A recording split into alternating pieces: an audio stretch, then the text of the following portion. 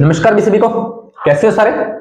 उम्मीद करूंगा सब बढ़िया होगे, अच्छे से आपकी तैयारी चल रही होगी और बच्चों के रिप्लाई भी अच्छे अच्छे आ रहे हैं जो सवाल दे रहा हूं उनके। तो बाकी जिस बच्चों ने आंसर दिया है तो उनका पहला क्वेश्चन अपना क्या था कि क्या होगा यदि हमारी ब्रह्मांड से, पहला क्वेश्चन अपना यही था ना। पहले क्वेश्चन के बारे में डिस्कस कर लेते हैं जो मैंने शॉर्ट्स डाली थी और वीडियो के अंदर भी मैंने बताया था क्लास के अंदर, है ना।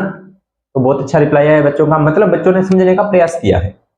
तो अपने आप को मैं दोनों चीजें करवा देता हूं, अभी थोड़ा सा समझना इस चीजों को।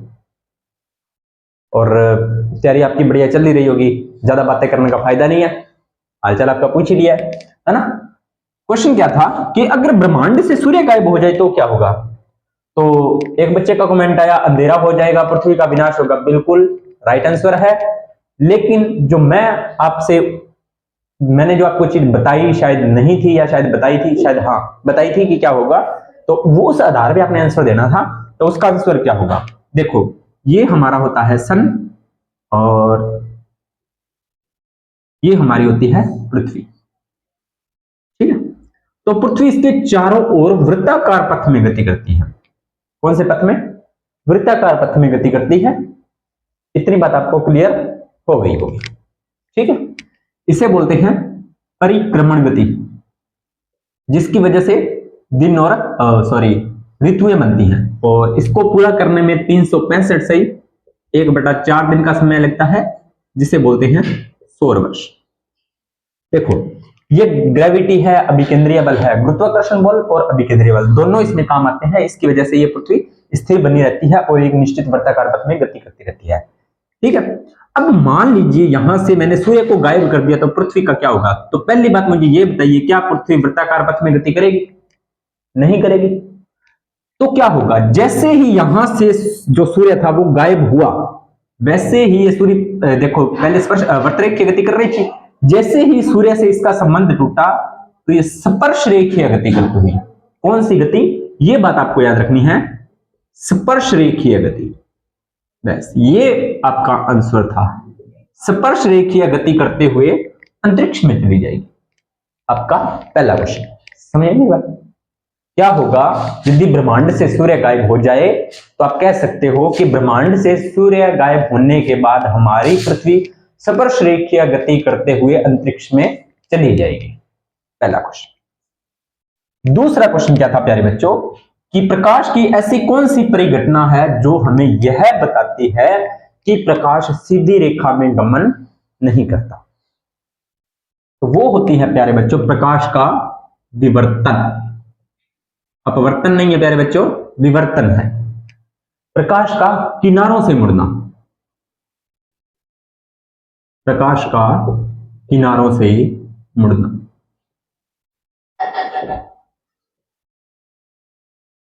क्या करना, आप अपनी जो आपके घर पे लाइट होगी या सूर्य का, जब आप सूर्य के सामने खड़े हो तो आपकी परछाई बनती है, ठीक है। जैसे आपको ये चीज मैं समझाने का प्रयास करता हूं। ये मान लीजिए आप हो या कोई भी एक इंसान है, अब कोई बोलेगा कि सर हमें ऐसा क्यों बनाया, ठीक है। ये मान लीजिए आप हो, यहां से सूर्य सनलाइट पड़ रही है, मैं जो चीज समझाने का प्रयास कर रहा हूं वो समझना। यहां से और यहां पर तो इतनी परछाई सूर्य की आप इतनी लाइट है जो सूर्य की आप पर पड़ रही है। जब आपकी परछाई किसी भी दीवार पर बनेगी, दीवार पर मान लो या यहां पर मान लो, कहीं भी मान लो, तो आप एक चीज नोटिस करना। अब 2D है अपने पास तो 3D अपने बना नहीं सकते। देखना मैं आपको चीज समझाने का प्रयास कर रहा हूं कि ये मान लीजिए आपकी परछाई बनी, ये क्या है आपकी या मेरी या किसी भी पर्सन की, किसी भी वस्तु की परछाई बनी। तो आप देखना आपने सूर्य की लाइट, जो सूर्य की प्रकाश की किरणों का पूरा कटिंग, यानी कि पूरी की पूरी कटिंग हुई है इसकी, लेकिन आपकी जो परछाई बनेगी ना वो कुछ इस तरह से बनेगी।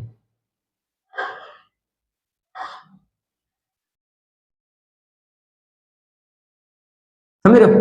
यानी कि आपकी परछाई ये जो बड़ा भाग होगा, ये वाला भाग, ये थोड़ा, बाकी तो पूरा डार्क होगा, ये थोड़ा कम डार्क होगा।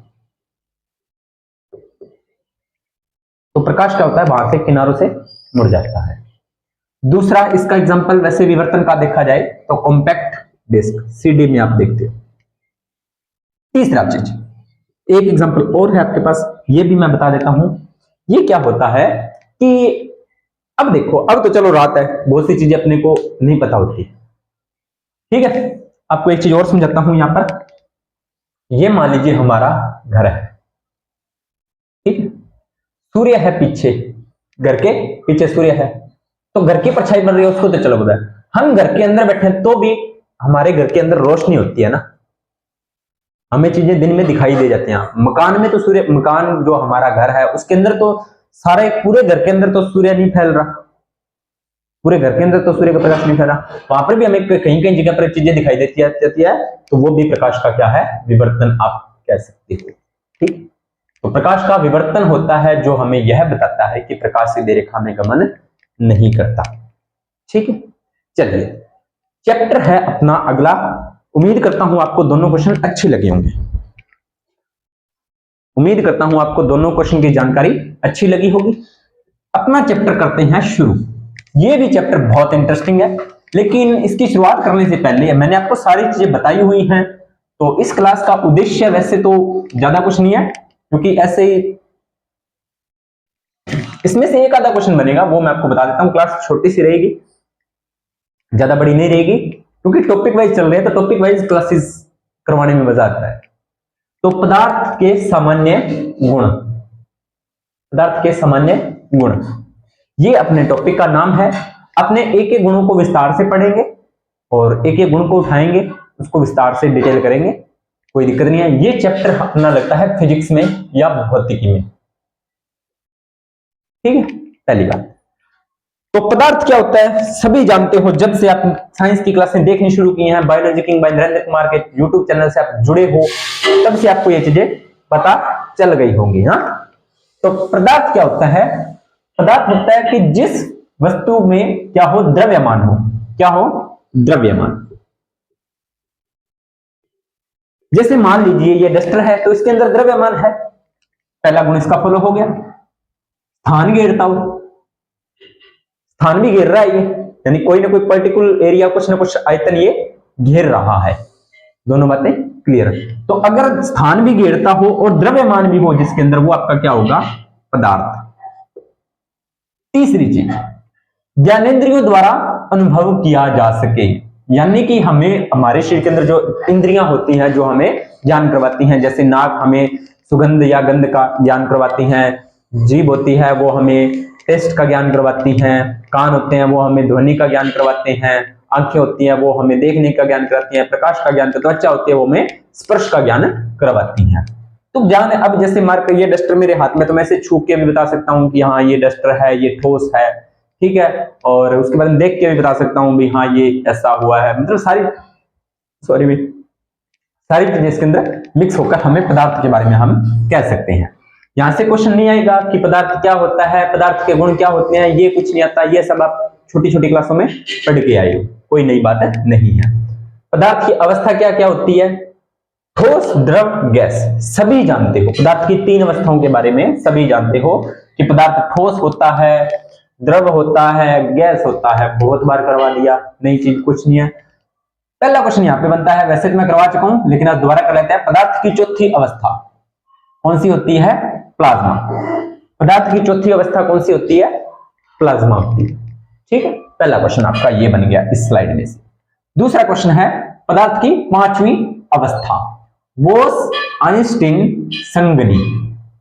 बोस आइंस्टीन संगनी, क्वांट्स भी मैंने आपको बताया था, संगनी की जगह क्वांट्स भी लिखा हुआ, तो वो एक ही बात है। बोस आइंस्टीन संगनी भी लिखा हुआ आ जा सकता है। तो ये पदार्थ की कौन सी अवस्था है, पांचवी। इस अवस्था को किसने बताया था, एक वैज्ञानिक थे सत्येंद्रनाथ बोस।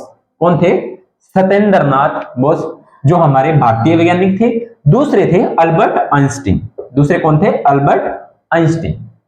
सत्येंद्रनाथ बोस और अल्बर्ट आइंस्टीन ने 1924 में इस पदार्थ की घोषणा कर दी भी ऐसा कोई पदार्थ होगा। इसके नाम पर ही इनका नाम रख दिया गया, सत्येंद्रनाथ बोस के नाम पर रख दिया बोस, आइंस्टीन वैज्ञानिक जी के नाम पर रख दिया आइंस्टीन, और संगनी यानी कि वो पदार्थ जो खोजा था। तो पांचवा पदार्थ की पांचवी अवस्था कौन सी होगी? बोस-आइंस्टीन संघनी। ठीक है, 1924 में इसकी घोषणा कर दी इन दोनों वैज्ञानिकों ने, और अन्य वैज्ञानिकों 1990 में सत्यापित कर दिया भाई हाँ ऐसी चीज है। पांचवी पदार्थ की कौन सी अवस्था है? बोस-आइंस्टीन संघनी। 1990 में अन्य वैज्ञानिकों ने सत्यापित कर दिया। ठीक है भाई, ये आपकी इतनी बातें क्लियर हो गई। पदार्थ तो अपने यहां से दो क्वेश्चन तो ये बनते हैं। अब इसके बाद में ठोस की बात करें। ठोस पदार्थ क्या होता है? ठोस में आपको एक ही बात ध्यान में रखनी है, आयतन व आकार। आयतन व आकार दोनों क्या होते हैं? निश्चित। दोनों क्या होते हैं प्यारे बच्चों? निश्चित होते हैं। ठीक है, तो ठोस में पदार्थों का एक गुण होता है प्रत्यास्थता। कौन सा गुण? प्रत्यास्थता। प्रत्यास्थता। ठीक है, प्रत्यास्थता को बताने से मैं पहले बता देता हूं, कोई भी पदार्थ या कोई भी ठोस पदार्थ 100% प्रत्यास्थ 100% प्रत्यास्थ नहीं होता। और इसको आप कंफर्टेबल बोल सकते हो एक प्रकार से समझने के लिए, या सहन शक्ति बोल सकते हो। कंफर्टेबल बोल सकते हो समझने के लिए, सहन शक्ति, प्रत्यास्थ था। अब जैसे हमारे अंदर जो आप सहन शक्ति बोल सकते हो, कंफर्टेबल नहीं बोल सकते, सहन शक्ति समझने के लिए बता। हमारे अंदर भी सहन शक्ति होती है, एक लिमिट तक होती है। जैसे वो लिमिट क्रॉस होती है तो हमारा जो सहन शक्ति का जो लिमिट होती है वो टूट जाती है, उसके बाद हम दोबारा उस सिचुएशन में नहीं आ पाते। वैसे ही ठोस पदार्थों का गुण होता है प्रत्यास्थता। देखो कैसे, रबर बैंड सभी ने देखा होगा, खास करके लड़कियां तो रबर बैंड को अच्छे से जानती हैं, लड़के तो बेचारे नहीं जानते। ठीक है, आप उस रबर बैंड को क्या करना, इस तरह से खींचना। आप उस रबर बैंड को क्या करना, इस तरह से खींचना। जितनी देर आप उसको खींच के रहोगे उसका आकार बढ़ जाएगा। जैसे ही आपने एक साइड से उसको छोड़ा, वो वापस पुनः उसी आकार में आ जाएगा। खींचा छोड़ा, खींचा छोड़ा। ठीक है, तो वो उसी आकार में आ रहा है, तो वो फिर क्या हो गया? प्रत्यास्थ हो गया। बाहरी बल लगाने से अपनी अवस्था में परिवर्तन करता है, जैसे ही बाहरी बल हटाया जाता है पुनः अपनी उसी अवस्था में आ जाता है, उसे बोलते हैं पदार्थ की प्रत्यास्थता। लेकिन सर आपने तो यहाँ पे लिख दिया कि कोई वस्तु 100% प्रत्यास्थ नहीं होती। बिल्कुल नहीं होती भी। कैसे नहीं होती, इसको अपने प्रूफ करते हैं कैसे नहीं होती। तो देखो, अपने आप क्या कीजिए, रबर बैंड को लीजिए। जब आप न्यू रबर बैंड लेके आते हो तो उसको आप इस तरह से खींचते हो, बड़ा हो जाता है। आप ये काम 100-200 बार दोहराओगे ना, तो वो रबर बैंड पहले जैसा नया जैसा नहीं रहेगा। पहले नया जैसा वो रबर बैंड नहीं रहेगा, उसका आकार चेंज हो जाएगा। ठीक है, उसके बाद में आप एक स्प्रिंग ले लीजिए जो घरों में अपने यूज करते हैं। जैसे आजकल तो स्प्रिंग को बच्चों बहुत कम जानते हैं। पहले जो हमारा बचपन हुआ करता था, कई बच्चे बोलेंगे सर आपका बचपन हुआ करता था, हमारे जो कहते हैं ना हमारे जमाने में, है ना, तो स्प्रिंग होता था, साइकिल में निकालते थे उसको, तो उसको ना इस तरह से खींचते थे, वो वापस उसी अवस्था में आ जाता था, खींचते थे उसी अवस्था में आ जाता था, खींचते थे उसी अवस्था में आ जाता था।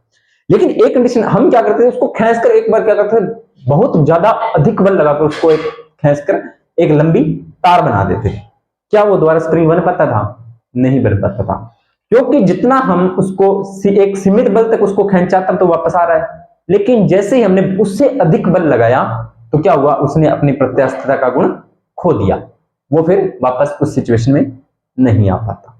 तो लगाया गया बल एक सीमांत बल तक अपने बल लगा सकते हैं, उसके बाद में ज्यादा बल लगाएंगे तो वो प्रत्यास्थता उसकी खत्म हो जाएगी। उम्मीद करता हूं प्रत्यास्थता आपको समझ में आई होगी। रियल लाइफ में आप देखते हो इन चीजों को। जैसे आप वैसे तो देखो अपने स्टडी कर रहे हैं, ठीक है, सन्यासी, भिखारी और स्टूडेंट की कोई इज्जत नहीं होती, क्योंकि अगर वो इज्जत की परवाह करेगा तो कामयाब नहीं होगा, कि लोग क्या कहेंगे। जैसे जो भीख मांगने वाले होते हैं बेचारे, ठीक है, तो वो अगर यही सोचेंगे कि लोग मेरे को क्या कहेंगे तो वो भीख क्यों मांगेगा, नहीं मांगेगा। सन्यास जो लेते हैं साधु संत महात्मा जी, तो वो ये सोचेंगे कि लोग हमारे बारे में क्या सोचेंगे, वो नहीं कर सकते। स्टूडेंट अगर भी यही सोचेगा ना कि लोग मेरे को यो बोल रहे हैं, लोग वो बोल रहे हैं, कामयाब नहीं हो रहे, स्ट्रगल कर रहे हैं, अगर वो इन चीजों पे ध्यान देगा तो वो कामयाब नहीं हो पाएगा। ठीक है, लेकिन उनका जब लगातार उनको प्रेशराइज किया जा रहा है, प्रेशराइज के अंदर एक दिन उनका सब्र का बांध टूट जाता है और वो बोलते हैं तू तेरा मैं मेरा है। कब तक सुनता है बंदा? जब तक उसकी सहन शक्ति होती है तब तक ही सुनता है। जब आपकी सहन शक्ति खत्म हो जाती है, आप सब कुछ खत्म कर देते, तू तेरा मैं मेरा, दोबारा वो सिचुएशन आ पाती है? नहीं आ पाती। ठीक है, तो प्रत्यास्थता ठोस पदार्थों का गुण होता है। उसके बाद में दाब की बात करते हैं। दाब क्या होता है, एक एक के बारे में विस्तार से पढ़ेंगे। अभी आपको हल्का फुल्का इंट्रोडक्शन बता रहा हूं मैं। दाब ये होता है द्रवों का गुण, वैसे द्रवों का होता है, और वैसे गैसों का भी होता है दाब। एकांक क्षेत्रफल में लगाया गया बल, एकांक क्षेत्रफल में लगाया गया बल, लगाया गया बल आपका क्या कहलाता है? दाब कहलाता है। प्रेशर, आप फिक्स क्षेत्रफल में दाब लगाओगे, एक पर्टिकुलर बहुत ही कम क्षेत्र में आप बल लगाओगे, वो आपका क्या कहलाएगा? वो आपका दाब कहलाएगा। जैसे गुब्बारा लेना, गुब्बारा लेकर आप उसको इस तरह से पूरा गुब्बारा दबाओगे, वो फूट जाएगा क्योंकि आपने बहुत ज्यादा दाब लगा दिया। लेकिन वहीं आप एक काम करना, नॉर्मल सी एक गुब्बारा ले लेना, उस पर एक तो हाथ से उसको नॉर्मल जितना आप प्रेशर लगा रहे हो, बल लगा रहे हो, वो नहीं फूटेगा। लेकिन वहीं आपने सुई से उसको थोड़ा सा टच कर देना, गुब्बारा फूट जाएगा। क्यों? क्योंकि आपके हाथ का जो क्षेत्रफल है वो ज्यादा है और सुई का जो क्षेत्रफल है वो बहुत कम। तो क्षेत्र, जहां पर क्षेत्रफल कम होगा वहां पर दाब ऑटोमेटिकली ज्यादा लगेगा। उम्मीद करता हूं दाब का कंसेप्ट क्लियर हुआ होगा, बाकी विस्तार से और बढ़ेंगे। ठीक है, प्लवन ये भी एक बल टाइप का है। पृष्ठ तनाव ये मैं आपको करवा चुका हूं। ये एक द्रव की ऊपरी सतह पर होता है कि द्रव की, जो मैंने आपको बताया था ना कि वर्षा की बूंद गोल क्यों होती है, तो ये इसी पृष्ठ तनाव की वजह से होती है, सरफेस टेंशन की वजह से होती है। ठीक है, केशिकातव, केशिकातव ये बहुत अच्छा एग्जांपल और आप सभी ने देखा होगा। अभी देखना, खेतों में ना बुआई का सीजन चल रहा है, बुआई का, या आप निराई गुड़ाई बुआई कह सकते हो। ठीक है, उसका सीजन चल रहा है। तो जैसे ही अब फसल कटाई होगी तो वो क्या करते हैं, किसान जो हल होते हैं उनको उनसे खेत को जोतते हैं, जिससे क्या होता है ऊपर वाली मिट्टी नीचे और चली जाती है और नीचे वाली मिट्टी ऊपर आ जाती है। और उसके अंदर जब उसको सिंचाई करते हैं, उसको पानी देते हैं, तो पानी की अच्छी मात्रा उस मिट्टी के अंदर जाती है, जिससे कि फसल अच्छी होने की संभावना बनी रहती है। तो ऐसा क्यों करते हैं?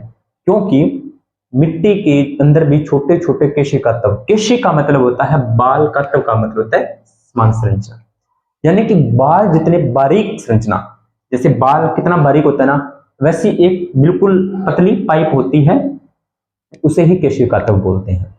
जैसे आप घरों में दीपक जलाते हो या पुराने टाइम में चिमनी जलती थी, तो नीचे वाला जो ऑयल होता था वो ऊपर जाता था, गुरुत्वाकर्षण के विरुद्ध काम करता था, वो आपका केशिका तत्व हो गया। श्यानता ये भी द्रवों का गुण है।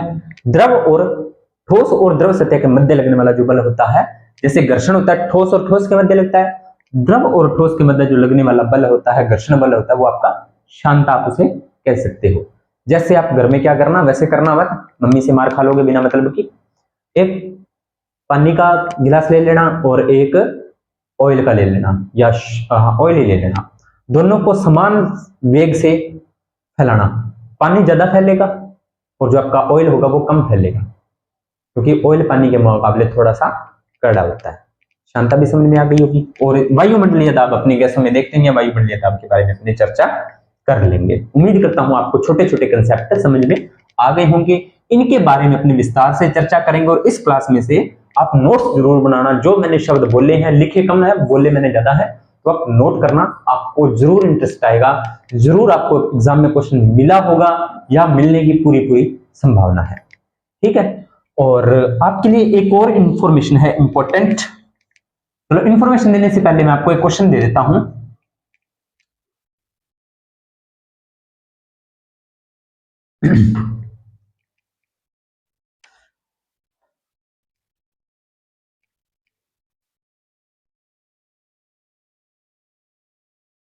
लाइसोसोम की खोज पूछा गया क्वेश्चन।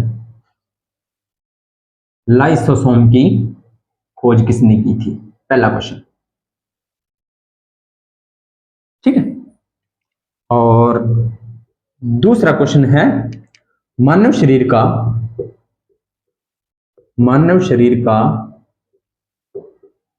तापमान केल्विन में बताइए।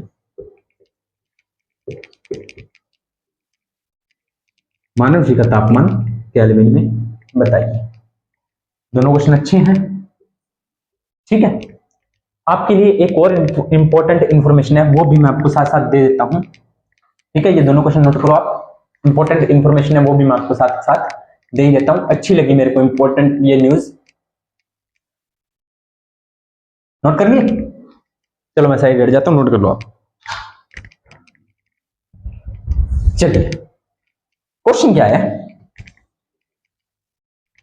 अब कई बच्चे बोल रहे हैं सर के पास मैटर है नहीं, पढ़ाने का टाइम पास कर रहे हैं। तो देखो बच्चों, ऐसा कुछ नहीं है, कोई टाइम पास नहीं कर रहा। जितनी चीजें बताइए आपके लिए most of important of exam के लिए आपको क्वेश्चन मिलेगा। माचिस कैसे जलती है? माचिस कैसे जलती है? मैंने आपको बोला था कि आपका कोई क्वेश्चन तो आप कमेंट सेक्शन में डाल सकते हो, या टेलीग्राम पे मुझे पर्सनली मैसेज कर सकते हो, ग्रुप के अंदर मैसेज कर सकते हो, तो मैं आपका आंसर दूंगा। तो एक क्वेश्चन आया था कि माचिस कैसे जलती है, तो मैं आपको एक चीज बता दूंगा कि माचिस कैसे जलती है, ये आपको मैं बता देता हूं। उसके अंदर होता है एंटीमनी, माचिस के अंदर एंटीमनी ट्राई सल्फाइड, और एक और होता है लाल फास्फोरस,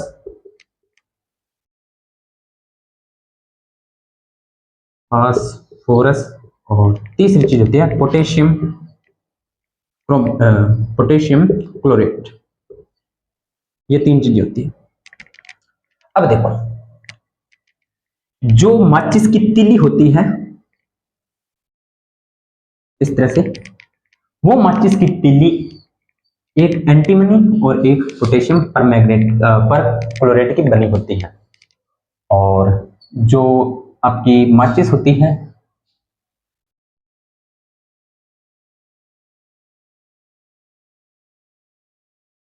ठीक है, यहां पर जो लगा होता है बारूद,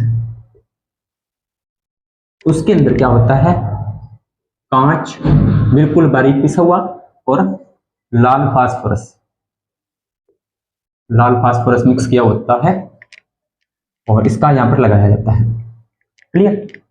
अब इन दो चीजों को इस पर जैसे ही घिसाया जाता है तो कौन सा बल काम करता है? घर्षण। घर्षण बल लगता है, ऊष्मा उत्पन्न होती है। ये उत्पन्न ऊष्मा इस लाल फास्फोरस को किसमें बदल देती है? सफेद फास्फोरस में।